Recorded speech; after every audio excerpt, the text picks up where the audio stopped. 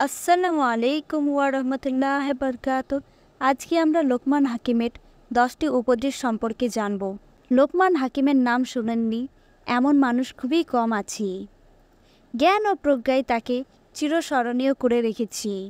তাকে আল্লাহ তাআলা বিশেষ জ্ঞান ও প্রজ্ঞা দান করেছিলেন এবং পবিত্র কোরআনে মানুষের নসিহত হিসাবে তার কথাগুলো বর্ণনা করা রয়েছে।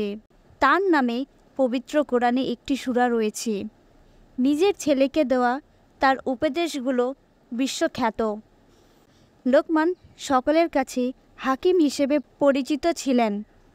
হাকিম মানে হচ্ছে যার মুখ থেকে জ্ঞানপূর্ণ কথা বের হয়। লোকমান হাকিমের কথা ছিল অর্থবহ।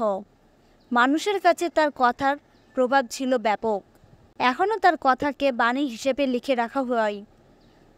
লোকমান পেশাগত দিক থেকে ছিলেন একজন কাঠমিস্ত্রি।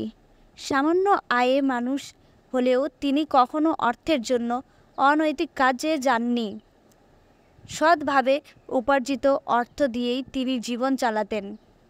লোকমান হাকিম তার ছেলেকে 100টি উপদেশ দিয়েছিলেন। এর মধ্যে 10টি উপদেশ এখানে তুলে ধরা হলো, যেগুলো পবিত্র কোরআনের সূরা লোকমানে উল্লেখ করা হয়েছে। নাম্বার 1, আল্লাহের সঙ্গে শিরক না করা। নাম্বার 2, মাতা পিতার সঙ্গে ভালো ব্যবহার করা এবং আল্লাহের পর তাদেরও কৃতজ্ঞতা আদায় করা। নাম্বার 3, পিতামাতা শিরক কুফরি করতে নির্দেশ দিলে তাদের কথা মানা যাবে না, তবে তাদের সঙ্গে স্বাভাবিক ভদ্র আচরণ রাখতে হবে।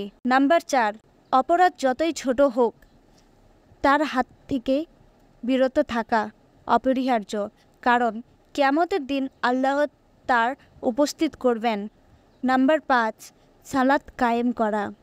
নাম্বার 6, মানুষকে ভালো কাজে আদেশ করা এবং মন্দ কাজে নিষেধ করা।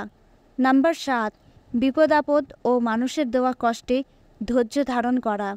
নাম্বার 8, মানুষকে অবহেলা করা যাবে না। নাম্বার 9, চলাফেরা অহংকারী মনোভাব পরিহার করা, মধ্যপন্থা অবলম্বন করা। নাম্বার 10, নরম ও নিচু আওয়াজে কথা বলা। সূরা লোকমান আয়াত নাম্বার 13 থেকে 19। আল্লাহ তাআলা মুসলিম উম্মাহকে হযরত লোকমান হাকিমের জ্ঞানগত উপদেশ থেকে উপকৃত হওয়ার তৌফিক দান করুন। আমিন।